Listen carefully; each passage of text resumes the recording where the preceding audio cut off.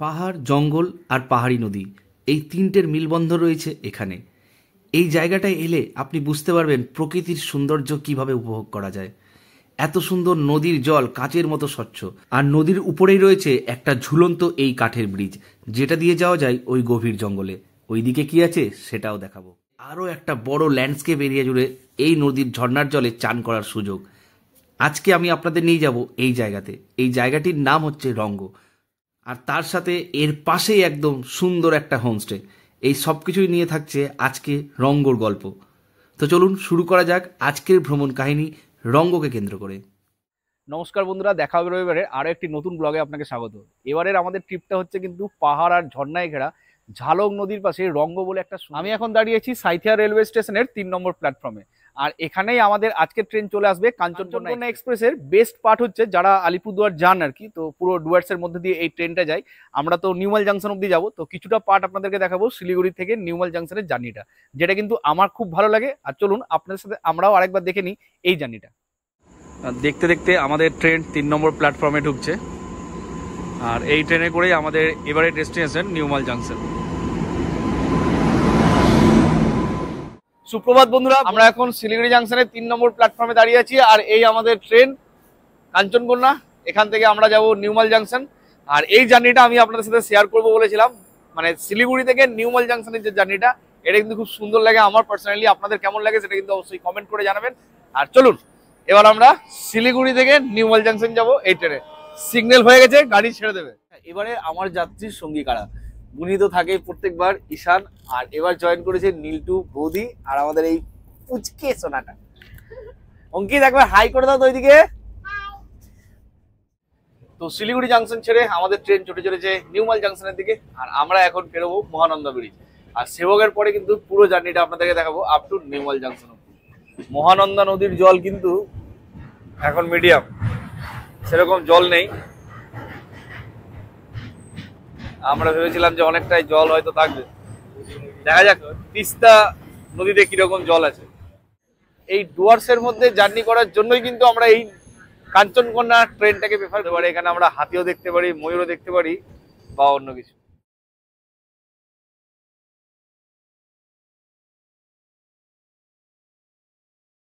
এই যে সিকিমের লাইনের কাজ এখনো চলছে। আগের বারও দেখিয়েছিলাম আপনাদেরকে যে এখান থেকে সিকিম যাওয়ার যে রেলওয়ে ট্র্যাক, সেটা কাজ চলছে। এই সেবকের ওই দিকের প্ল্যাটফর্ম থেকে সিকিম যাওয়ার জন্য ট্রেন ছাড়বে।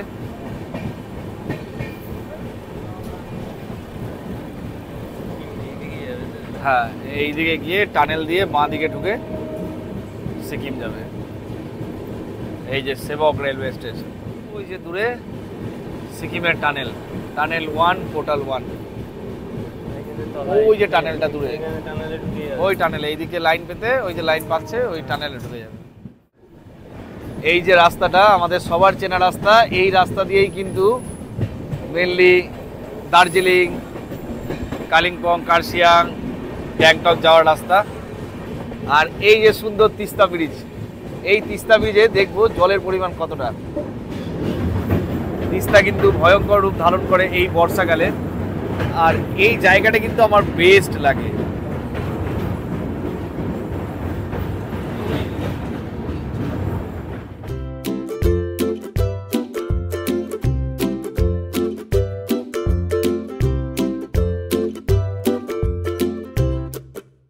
ম্যাংপং ফরেস্টের মধ্যে দিয়ে আমরা এখন চললাম। এখনো পর্যন্ত কিন্তু আমরা কিছুই দেখতে পাইনি। দেখতে দেখতে আমাদের প্রথম টানেল।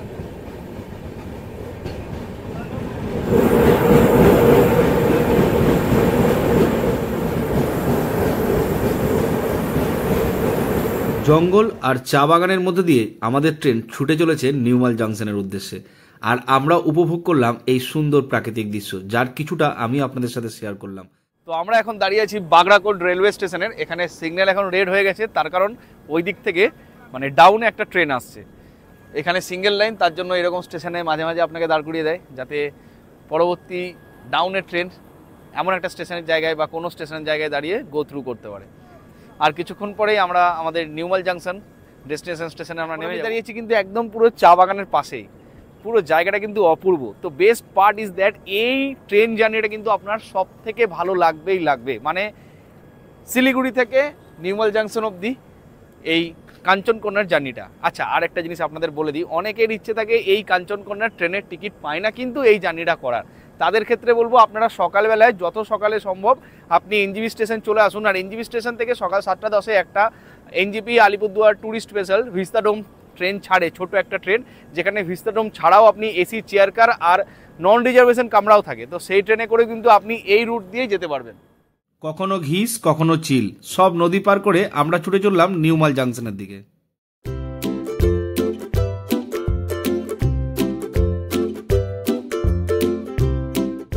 তো এখন আমরা নিউমাল জাংশন স্টেশনে নেমে পড়েছি। এখান থেকে আমরা ট্যাক্সি স্ট্যান্ডের দিকে যাব, আর ওখান থেকে গাড়িতে করে আমাদের আজকের ডেস্টিনেশন রঙ্গ। তো চলুন দেখা হচ্ছে গাড়িতে।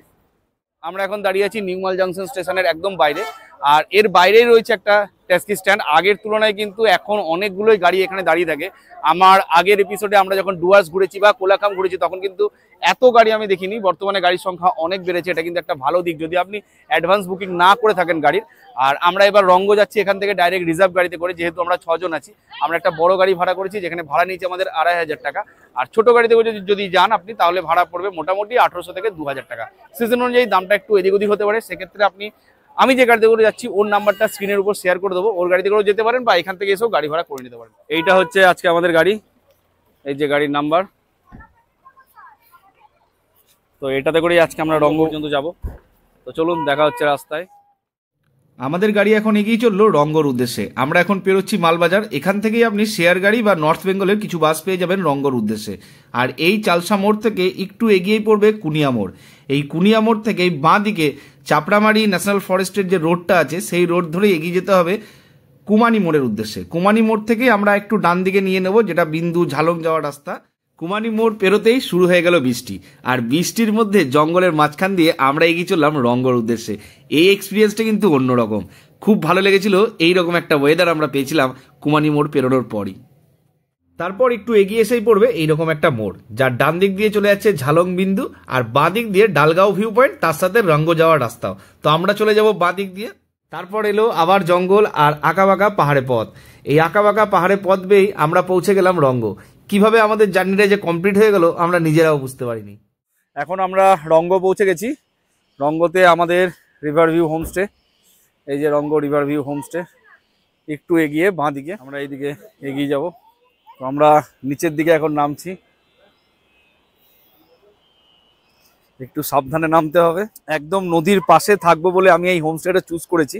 অ্যাকচুয়ালি রঙ্গতে আপনি আরও রিভার ক্যাম্প পেয়ে যাবেন, কিন্তু সেটা একবারে নদীর মানে পাশেই থাকতে হয়, মানে কংক্রিটের বাড়ি সেরকম কিছু আমি দেখতে পাইনি এইটা ছাড়া। আর রঙ্গর এই হোমস্টেটা কিন্তু আমার খুব ভালো লেগেছে ওই হিসাবে দেখতে গেলে, যে আমি একটু রিভার বেডের থেকে উপরে থাকবো আর ভিউটাও অসাধারণ পাবো, তার সাথে জলে তো এনজয় করতেই পারবো।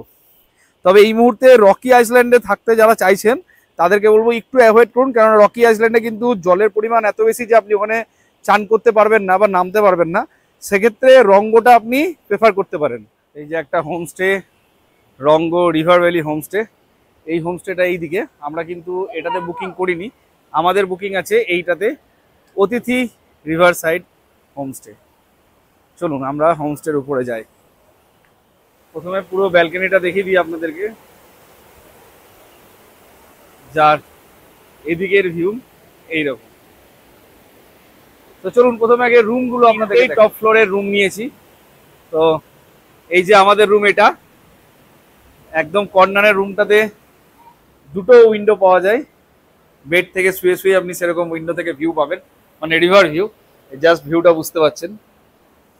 এখানে একটা বেড আছে আর এখানে একটা বেড। এরা কিন্তু এক একটা রুমে 4 জন করে অ্যালাউ করে। তো আপনি চাইলে 2 জন করে বললেও অন রিকোয়েস্টে আপনাদেরকে এরা রুম দিয়ে দেবে। এখানে এটা হচ্ছে বেসিন আর এইদিকে বাথরুম এরিয়া। চলুন আমি বাকি রুমগুলো আপনাদেরকে একবার দেখাই। এর পাশে আরো একটা রুম, এটা একটা রুম। এখানেও ওই একই, দুটো ডবল বেড আছে। তবে এখানে উইন্ডো কিন্তু একটাই, যেখান থেকে এখান থেকেও আপনি রিভার ভিউ পেয়ে যাবেন। সামনে ব্যালকনি তো আছেই। আর এরও বাথরুম আগেরটার মতনই একই। চলুন আরেকটা কর্নার রুম দেখায়। এই অতিথি রিভার সাইড হোমস্টে কিন্তু বেস্ট পার্ট লাগলো আমার এই দুটো রুম। একটা আমি যেটা দেখালাম সেটা, আর একটা হচ্ছে এইটা, দুটোর কর্নারের রুম। এটাও কিন্তু বেশ সুন্দর।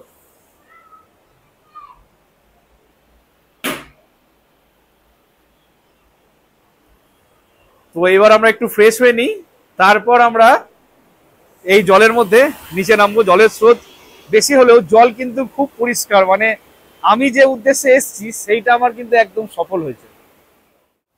তো আমরা এখন রুম থেকে বেরিয়ে ওই জায়গাতে যাব, মানে হোমস্টে থেকে ঠিক এই দিকে নেমে এলাম, এবার এই নিচের দিক দিয়ে যাব। এই হোমস্টের পাশেই কিন্তু রয়েছে ছোট্ট একটা ঝুলন্ত ব্রিজ, এখান দিয়ে এখানকার লোকাল পাবলিকরা যাতায়াত করে, মানে নিজেদের প্রয়োজনীয় জিনিসপত্র এই ব্রিজ দিয়েই এপার ওপার করে। আর এটা হচ্ছে ঝালং নদী, নীলতে চলেছে অঙ্কিতকে নিয়ে। তো আমরাও যাব, আর এখানে একটু স্ন্যাক্স খাবো।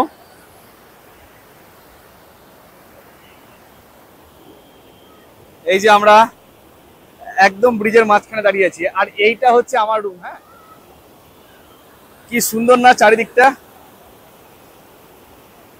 একবার এইদিকে গিয়ে দেখি এইদিকে কি আছে। ব্রিজটা কিন্তু একটু দুলছে, এইদিকে হেঁটে হেঁটে আমরা যাব। এই জঙ্গলের মধ্যে দিয়ে যেতে কিন্তু খুব সুন্দর লাগছে, হালকা হালকা বৃষ্টি পড়ছে এখন। এই যে এই জায়গাটা, এদিক দিয়েও যাওয়া যেতে পারে, আর আপনি যদি মনে করেন যে একটু উপর দিয়ে ঘুরে আসবো সেটাও যেতে পারেন। ওই যে সবাই আসছে, সত্যিই খুব সুন্দর জায়গাটা। এই জায়গাটাতে একটা নতুন প্রপার্টি তৈরি হচ্ছে, এখানে কিন্তু আপনি চাইলে পরে টেন্টেও থাকতে পারেন। আর এই যে জায়গাটা দেখছেন এটা একটা ফার্ম হাউস টাইপের, এখানে চাইলে আপনারা রান্নাও করে নিতে পারেন, বা ওনাদেরকে বললে ওনারা রান্নাও করে দিতে পারে। আর এইখানটাতে আছে আসল জায়গাটা, এই যে বড় ল্যান্ডস্কেপ করে জায়গাটা দেখছেন, যেখানে নদীটা অনেকটা প্রশস্ত। আর এই জায়গায় কিন্তু চান করতে আপনার ভালোই লাগবে। আমরাও চেষ্টা করেছিলাম নামবার, কিন্তু সেই মুহূর্তে চরম বৃষ্টি চলে আসে, যার জন্য আমরা ফিরে গেছিলাম আমাদের হোমস্টেতে। আর হোমস্টের সামনেই আমাদের যে জায়গাটা ছিল আমরা ওখানেই চান করেছিলাম। তো অ্যাটলিস্ট ঠিক করলাম যে না, আমরা এখানেই নামবো, কেননা এখানে কেউ নেই। তুমি একা একা নেমেছে, বাকি সবাই নামবে। কৌশিক এদিকে বসে আছে, আর এরা সব দাঁড়িয়ে আছে। এই মুহূর্তে বৃষ্টি পড়ছে, প্রচন্ড বৃষ্টির জন্য আমি সেই মুহূর্তগুলো ক্যামেরা বন্দি করতে পারিনি, যার জন্য কিছু ছবি আপনাদের সাথে শেয়ার করছি। তাতে আপনারা বুঝতে পারবেন যে আমরা কতটা এনজয় করেছিলাম এই জায়গাটাতে। সত্যি বলছি, জায়গাটার লোকেশন অনুযায়ী চরম, আর জলটা এত পরিষ্কার মনে হচ্ছে যে ওখানেই থাকি। এই সুন্দর ঝর্ণায় আমরা অনেকক্ষণ সময় এনজয় করে এবার আমরা চললাম এখানে লাঞ্চ করতে। আমাদের এই হোমস্টে থাকার জন্য খরচা পড়েছে 1400 টাকা পার হেড পার নাইট। লাঞ্চটা যেটা প্রোভাইড করবে আমরা আপনাদেরকে দেখাবো যে লাঞ্চটা কেমন এবং লাঞ্চের কোয়ালিটি কেমন বা কোয়ান্টিটি কেমন। এরা খেতে বসে পড়েছে। তো এই হচ্ছে আমাদের আজকের লাঞ্চ। এই রাইস, পাঁপড়, দুটো সবজি আর একটা ডিম। খাবার কোয়ালিটি মিডিয়াম, এরকম নয় যে আপনি খেতে পারবেন না, তবে খাবার কোয়ালিটি খাবার নষ্ট হবে না, তবে মডারেট কোয়ালিটির খাবার আপনি সেখানে পাবেন। বাইরে বৃষ্টি পড়ছে, আর আমাদের দিয়ে গেল সন্ধ্যাবেলার স্ন্যাক্স আর চা। এই যে স্ন্যাক্স আর এই যে চা, আরও এক কাপ আমি সাইডে রেখেছি। তো স্ন্যাক্সটা গরম গরম স্ন্যাক্স, বাঁধাকপি আর পেঁয়াজি দুটো মিক্স করে যদি পকোড়া বানানো হয় ঠিক যেরকম লাগবে, এটাও কিন্তু ঠিক সেরকম লাগছে। আর এখন কিন্তু ঝর্ণা দিয়ে জলও পড়ছে, জানি না আমি রাত্রেবেলায় আপনাকে দেখাতে পারবো কিনা। আর তার থেকে বড় ব্যাপার, চরম বৃষ্টিও হচ্ছে কিন্তু।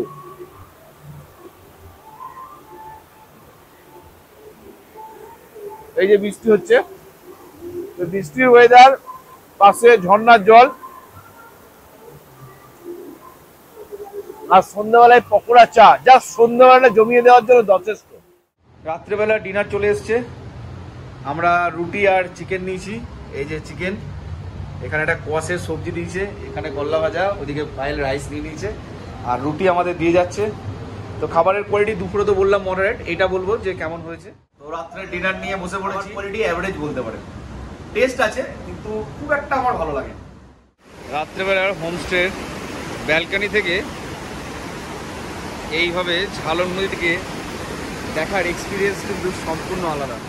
বুঝতেই পারছেন যে রাত্রেবেলায় জলটা একটু বেড়ে গেছে, একটু আগে চরম বৃষ্টি হচ্ছিল, নাহলে আমি ভেবেছিলাম যে ওই ব্রিজটার ওখানে গিয়ে দাঁড়িয়ে আপনাদেরকে দেখাবো, কিন্তু এখনও হালকা বৃষ্টি পড়ছে। এই হোমস্টেতে মেন যেটা আমার ভালো লাগলো সেটা হচ্ছে এই ভিউ ছাড়া কিন্তু এই হোমস্টেতে খাবার দাবার কোয়ালিটিও আমার খুব একটা ভালো লাগলো না।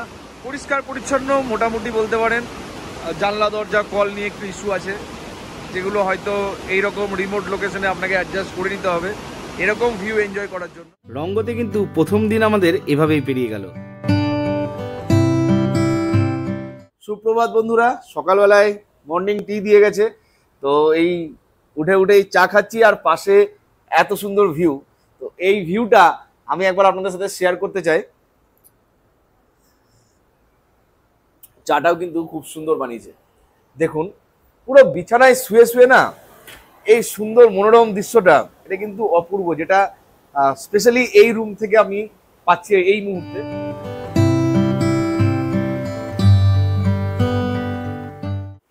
তো একদিনের জন্য রংগর কিন্তু এই জায়গাটা আপনাকে চরম লাগবে। এই হোমস্টেটা বিশেষ করে আমি রেকমেন্ডেড করবো থাকার জন্য। খাওয়াটা একটু কম্প্রোমাইজ না হয় করে নিলে নাটাকে মানে কোনো অফুরন্ত সময় নিয়ে আপনি উপভোগ করুন, আর তার সাথে এখানে খাওয়া দাওয়া করুন, দরকার পড়লে এই সুন্দর ক্লিয়ার জলে আপনি স্নান করুন, যেটা আমরা কালকে করেছিলাম। সত্যি বলছি আপনি নিরাশায় পড়বেন না এই সুন্দর জায়গায় ঘুরতে এলে। তবে একদিনের বেশি ট্রিপটা করলে হয়তো আপনাকে বোর লাগতে পারে, অনেকের এই ঝর্ণার শব্দটা বিরক্ত লাগতে পারে, কিন্তু আমার বিশ্বাস করুন এরকম মনে হয়নি। তো এই হচ্ছে আমাদের সকালের ব্রেকফাস্ট, পুরি সবজি। সবাই পুরি সবজি নিয়ে বসে বসে ভালো লাগছে ব্রেকফাস্ট করছি। সকালবেলার ব্রেকফাস্টটা কিন্তু ভালো লাগছে কালকের লাঞ্চ বা ডিনারের থেকে। গরম গরম লুচি আর একটা আলুর তরকারি করে দিয়েছে, যেটা খেতে কিন্তু খুব সুন্দর করেছে। তো যেটা বলছিলাম, এই হোমস্টেতে যারা আসবেন এই হোমস্টেতে যারা আসবেন তারা যদি জিও নেটওয়ার্ক ইউজ করেন বা এয়ারটেলের নেটওয়ার্ক ইউজ করেন তাহলে কিন্তু এখানে টাওয়ারের খুব সমস্যা। এখানে সব থেকে ভালো যে সার্ভিসটা পাওয়া যাচ্ছে সেটা হচ্ছে বিএসএনএল আর ভোডাফোনের। জিও নেটওয়ার্ক কিন্তু একদম নেই, এইটা কিন্তু জেনে বুঝে আপনি এখানে আসবেন। আর এখানে আমি তো গাড়ি রিজার্ভ করে এসেছি, তাছাড়াও আপনারা চাইলে ব্রেক জার্নি করে বা শেয়ার গাড়িতে করেও আসতে পারেন, সেক্ষেত্রে বাস ছাড়ে। তো এই হোমস্টেতে যদি আপনি শেয়ার গাড়িতে আসতে চান তাহলে কিভাবে আসবেন? প্রথমে আপনাকে নিউমাল জাংশন থেকে নেমে চলে আসতে হবে চালসাতে। চালসা থেকে পার হেড 150 টাকা করে আপনি শেয়ার গাড়ি পেয়ে যাবেন।